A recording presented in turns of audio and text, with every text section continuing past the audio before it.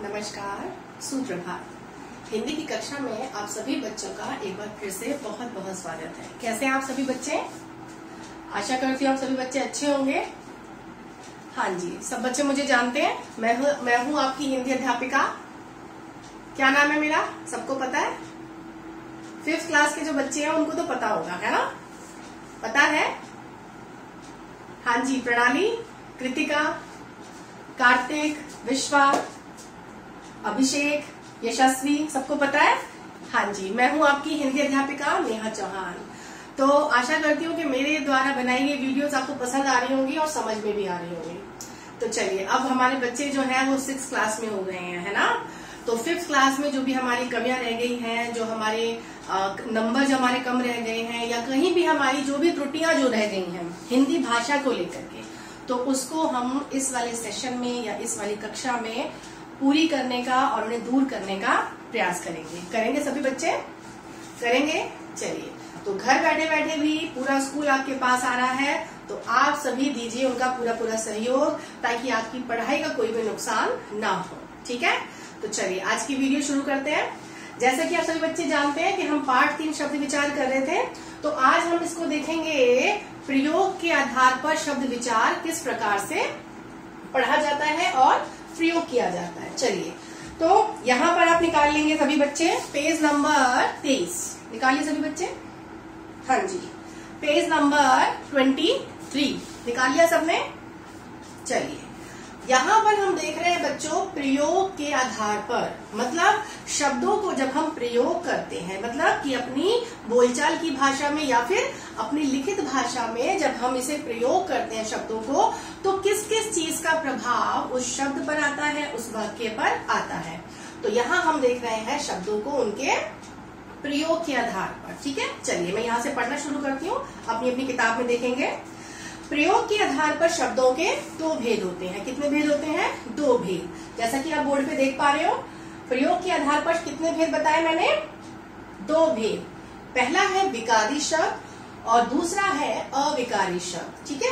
इसके बारे में अभी डिटेल से मैं आपको बताती हूँ। ठीक है? घबराने की बात नहीं है, बहुत ही सिंपल सी चीज है, बहुत ही साधारण सी चीज है। अब आप कहोगे मैम हमने विकारी और अविकारी तो हमें पता ही नहीं है या हमने पढ़े ही नहीं है, लेकिन जब आप इसके बारे में जान जाओगे तो आप कहोगे मैम इसमें तो कुछ भी नहीं है ना? तो चलिए, तो देखिए, पहला है विकारी शब्द। सबसे पहले हम देखेंगे बच्चों, विकार ये किस शब्द से बना है? ये बना है विकार शब्द से।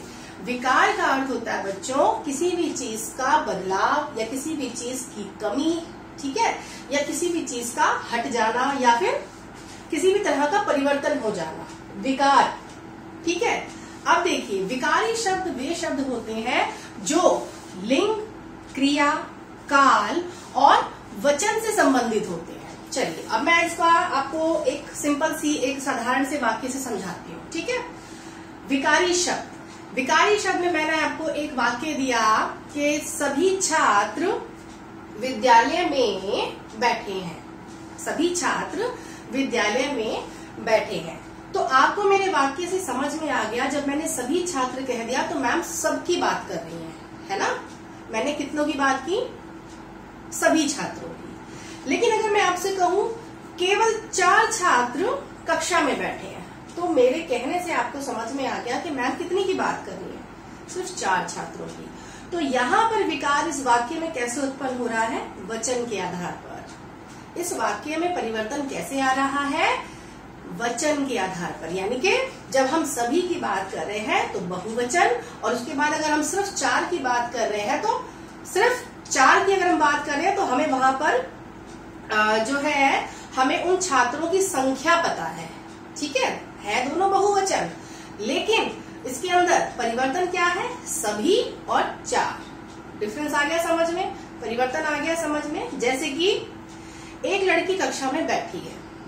भाई एक लड़की बैठी है, ठीक है, मैम ने बताया एक लड़की कक्षा में बैठी है, तो आपको समझ में आ गया कि एक लड़की यानी कि एक वचन। लेकिन अगर मैं कहूं कि लड़कियां मैदान में खेल रही हैं, तो आपको समझ में आ जाएगा कि लड़कियां जो है वो एक से ज्यादा हैं। तो यहाँ पर वाक्य में जो विकार उत्पन्न हो रहा है वो हो रहा है वचन के आधार पर। किसके आधार पर?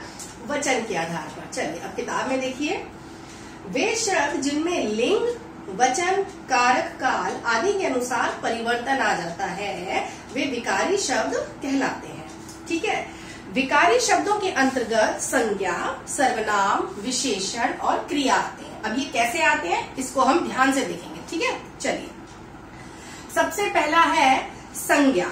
अब संज्ञा में देखिए हम बात किसकी कर रहे हैं, मेन चीज आप उसके अंदर किस चीज के बारे में बात कर रहे हो। जैसे मैंने अभी आपको बताया लड़की या फिर लड़कियां, तो यहाँ जो है संज्ञा, अगर मैं मोहन की बात कर रही हूँ तो मैं मोहन को पुल्लिंग के ही रूप में प्रयोग करूंगी। अगर मैं मीरा की बात कर रही हूँ तो इस संज्ञा को मैं स्त्रीलिंग के ही रूप में प्रयोग करूंगी, क्योंकि मैं ये जानती हूँ कि मोहन जो है वो एक पुल्लिंग है और मीरा जो है वो एक स्त्रीलिंग है।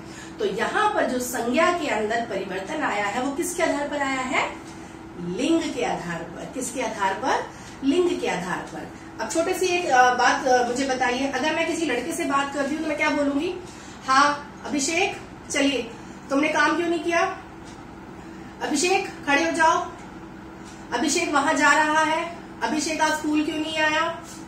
तो आपको ये समझ में आ रहा है कि मैं किसके बारे में बात कर रही हूँ, मैं एक पुल्लिंग व्यक्ति के बारे में बात कर रही हूँ, एक छात्र जो कि पुल्लिंग है यानी कि लड़का है। लेकिन जब वही बात अगर मुझे किसी लड़के से पूछनी है ना, मान लीजिए मैं पूछ रही हूँ काजल से, काजल तुम कल स्कूल क्यों नहीं आई, काजल तुमने अपना होमवर्क मुझे क्यों नहीं करके दिया, काजल तुम पढ़ाई क्यों नहीं करती, है ना। तो यहाँ पर जो मैंने परिवर्तन किया वो किया है स्कूल क्यों नहीं आता या स्कूल क्यों नहीं आती। तो यहाँ पर जो हमारी संज्ञा है यानी कि अभिषेक और काजल, उन दोनों में मैंने कैसे परिवर्तन किया, लिंग के आधार पर। तो विकार जब उत्पन्न होगा तो अभिषेक जा रहा है और काजल जा रही है। तो ये हो गया हमारा संज्ञा में परिवर्तन लिंग के आधार पर। समझ आया यहाँ तक, चलिए। अब है सर्वनाम के आधार पर विकार उत्पन्न होना। जैसे सर्वनाम, तुम्हारा नाम क्या है, तो यहाँ पर सर्वनाम क्या आ गया, तुम्हारा। लेकिन अगर मैं आप सबसे बात करूं तो आप क्या उसको बोलोगे, हम। सबके लिए क्या प्रयोग करोगे, हम। ठीक है, हम सब पिकनिक गए थे, मैं पिकनिक गई थी। तो यहाँ पर जो वाक्य है वो वाक्य एक है, वाक्य एक जैसा है, लेकिन उसमें जो परिवर्तन आ रहा है वो केवल और केवल सर्वनाम के कारण आ रहा है। मैं गई थी तो आपको स्पष्ट हो जाएगा कि मैं जो है बात कर रही हूँ सिर्फ अपनी। मैं कौन सा सर्वनाम प्रयोग कर रही हूँ, मैं, है ना, उत्तम तत्पुरुष में यूज कर रही हूँ, प्रयोग कर रही हूँ। तो मैंने यहाँ पे बात की सिर्फ अपनी, मैं कल पिकनिक गई थी। लेकिन अगर मैं इसको सर्वनाम को विकार उत्पन्न करते हुए एक वाक्य बनाऊं तो मैं कहूंगी हम सब कल पिकनिक गए थे। तो मैं और हम, तो यहाँ पर जो विकार उत्पन्न हुआ है वो किसके कारण हुआ है, सर्वनाम के कारण। ठीक है, समझ में आया, यहाँ तक समझ में आया। चलिए अब आगे देखते हैं विशेषण। विशेषण के आधार पर अब देखिए, मैं आपसे बोलती हूँ सभी बच्चे अपनी पुस्तक निकालिए, ठीक है, लेकिन आप जानते हैं कि मैं तो हिंदी पढ़ाती हूँ, तो आप मैथ्स की बुक तो नहीं निकालोगे, है ना। तो हमारा जो विशेषण है वो क्या रह जाएगा, हिंदी, हिंदी की पुस्तक। या मैं आपसे कहूँ सभी बच्चे रुमाल निकालिए, तो आपके पास जो भी होगा आप निकाल लोगे, है ना, वहां हमने कोई विकार किया ही नहीं। लेकिन अगर मैं आपसे कहूँ सभी बच्चे कल लाल रुमाल लेकर के आना, तो यहाँ पर मैंने विशेषतः जोर दिया है किस पर, लाल रुमाल पर। या मैं आपसे कहती हूँ कल सभी बच्चे सफेद कमीज पहन कर आएंगे, तो मैंने आपको ये चीज जो है स्पष्ट कर दी है मैं किस रंग के कपड़े की बात कर रही हूँ या मैं किस विषय की पुस्तक की बात कर रही हूँ। तो जब हमें पता चल जाए कि विशेषतः हम किसकी बात कर रहे हैं तो वो हो जाएगा हमारा विशेषण। मैम ने पुस्तक मंगवाई है ना, अध्यापिका ने हमसे पुस्तक मंगवाई। अब भाई कौन सी मंगवाई है, हिंदी की पुस्तक मंगवाई है। तो यहाँ पर पुस्तक और हिंदी की पुस्तक, तो यहाँ पर जो विकार उत्पन्न हो रहा है बच्चों वो किसके कारण हो रहा है, वो हो रहा है विशेषण के कारण। किसके कारण हो रहा है, विशेषण के कारण। चलिए आगे देखते हैं क्रिया। क्रिया मतलब कोई भी काम करना। क्रिया का क्या अर्थ हो जाएगा, कोई भी काम करना। अब ये कैसे परिवर्तन होगा, क्रिया जब भी हम कोई काम करेंगे, आपने टेंस पढ़े इंग्लिश में, है ना, उसी प्रकार से हमने हिंदी में काल भी पढ़े हैं। तो इसमें परिवर्तन कैसे होगा, मैं कल मेले गया था, तो हमें ये समझ में आ गया कि आप कौन से कल की बात कर रहे हो, जो बीत चुका है। मैं कल मेले गया था, मुझे बड़ा मजा आया, है ना, ऐसे आप बोलते हो। या मैंने कल वो वाली फिल्म देखी, मुझे बहुत अच्छी लगी, यानी कि आप वो काम कर चुके हो। तो मुझे आपके वाक्य से स्पष्ट हो रहा है, मुझे आपके वाक्य से स्पष्ट हो रहा है कि आपकी जो क्रिया है वो कौन से काल में हुई है, भूतकाल में, है ना। लेकिन अगर मैं आपसे कहूं कि हम सभी या फिर मेरा कोई भी स्टूडेंट यशस्वी कल हिंदी की पुस्तक से शुल्कलेख याद करेगी, तो करेगी, अर्थात कल, कौन सा वाला कल हो रहा है यहाँ पर, आने वाला कल। तो इसी प्रकार से जो क्रिया के अंदर विकार उत्पन्न होगा वो किसके आधार पर होगा बच्चों, काल के आधार पर। समझ में आई यहाँ तक बात। तो कहने का तात्पर्य ये है कि हम अपने सेंटेंसेस को, अपने वाक्यों को हम कैसे परिवर्तित करते हैं, अपने संज्ञा के आधार पर, क्रिया के आधार पर, क्रिया में काल के आधार पर, विशेषण के आधार पर। इसी तरीके से हम वाक्यों को परिवर्तित कर देते हैं। अगर लड़की की बात कर रहे हैं तो पुल्लिंग के तौर पर करेंगे, लड़की की बात कर रहे हैं तो स्त्रीलिंग के तौर पर, एक वचन की बात कर रहे हैं तो एक वचन, और बहुवचन की बात कर रहे हैं तो बहुवचन। ठीक है, समझ में आई यहाँ तक बात। चलिए, तो ये है विकारी शब्द। आगे बढ़ते हैं। आगे देखिए, अगला है अविकारी शब्द। ये बहुत आसान है, बहुत साधारण है। अब देखिए अविकारी, अब विकार तो मतलब हो गया कि हाँ भाई इसमें कुछ ना कुछ परिवर्तन होगा, ठीक है, इसमें कुछ ना कुछ परिवर्तन होगा। लेकिन अविकारी मतलब कोई भी परिवर्तन इसमें नहीं होगा, कोई भी परिवर्तन नहीं होगा। अब ये कौन से शब्द होते हैं, ये इस प्रकार के शब्द होंगे, चाहे कोई लड़का उसके बारे में बात करे, चाहे कोई लड़की उसके बारे में बात करे, चाहे कोई बहुवचन में बात करे या फिर कोई स्त्रीलिंग पुल्लिंग में बात करे, लेकिन इन शब्दों में कभी भी परिवर्तन नहीं आएगा। जैसे कि राधा कल मेले गई, मोहन कल मेले गया। राधा और मोहन तो नाम चेंज है, गया था गई थी भी चेंज है, परिवर्तित है, लेकिन इसमें एक चीज परिवर्तित नहीं हुई है, वो क्या है, कल। यानी कि ये जो कल है, कल, आज, परसों, तो ये ऐसे शब्द हैं जिनमें कोई भी विकार उत्पन्न नहीं होगा।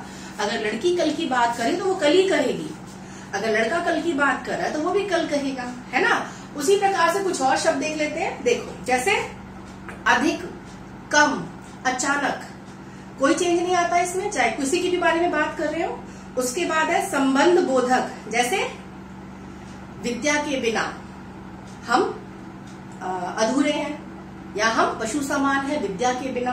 अब चाहे उसमें हम कोई भी हो, चाहे लड़का हो, चाहे लड़की हो, चाहे विशेषण हो, लेकिन विद्या के बिना हम सभी अधूरे हैं। चलिए, उसके बाद है समुच्चय बोधक, जैसे क्योंकि, तथा, की, बल्कि, है ना।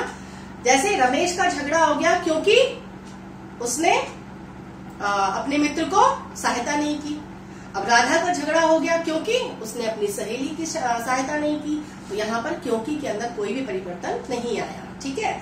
उसके बाद विस्मय आदि बोधक, विस्मय आदि मतलब जो हमारी हैरानी को, हमारे भावों को दिखाते हैं। जैसे अरे वाह, मोहन क्लास में प्रथम आया है, वाह, है ना। उसी प्रकार से अगर कोई बच्ची या कोई लड़की कक्षा में प्रथम आती है तो आप क्या कहोगे, वाह यशस्वी कक्षा में प्रथम आई है, प्रणाली कक्षा में बहुत अच्छे नंबर लाई है, वाह। तो ये जो वाह है या अरे वाह, हे भगवान, हाय, तो इस तरीके के जो समुच्चय, माफ कीजिएगा, विस्मय आदि बोधक जो शब्द है उनमें भी कोई परिवर्तन नहीं आएगा। ठीक है, यहाँ तक समझ में आया। विकार का अर्थ है परिवर्तन होना और अविकारी का अर्थ है कोई भी परिवर्तन ना होना। तो इसे आप बहुत अच्छे से पढ़ेंगे, इसकी रीडिंग करेंगे तो आपको और अच्छे से समझ में आ जाएगा। ठीक है, तो पेज नंबर 23 पे आपने प्रयोग के आधार पर विकारी और अविकारी के सारे उदाहरण आपको याद कर लेने हैं। ठीक है, तो आशा करती हूँ आज की वीडियो आपको समझ में आई होगी, पसंद आई होगी। ठीक है, चलिए, बहुत बहुत धन्यवाद बच्चों।